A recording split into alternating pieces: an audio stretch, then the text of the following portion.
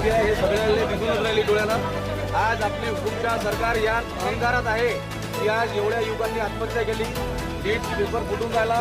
तो केंद्रीय शिक्षण मंत्री जो आहे धर्मेंद्र प्रधान, त्याच्या इस्तिफासाठी आपल्या भारत देशाचे शास्त्रज्ञ सोनम वांगचुक साहेब 21 दिवसापासून अन्नत्याग करून बसलेले आहे, पण या सरकारला त्याची जराही कदर येऊन नाही राहिली।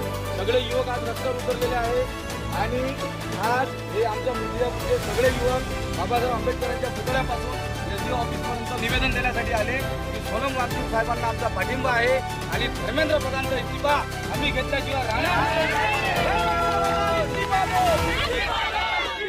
त्यासोबतच एसडीओ साहेबांनी थोडी दाटदपट करून आमचं निवेदन स्वीकारलं, त्याबद्दल आम्ही त्यांचे आभार मानतो। पण त्यांच्या दाटदपटेमुळे आमचे थोडे विद्यार्थी घाबरले होते। असं जर अधिकारी लोक करत राहिले तर हे विद्यार्थी तीव्र आंदोलन करतील आणि असं या देशात आम्ही घडू देणार नाही। हा अहंकार आणि ही हुकुमशाही चालणार नाही। धर्मेंद्र प्रधान इस्तीफा दो।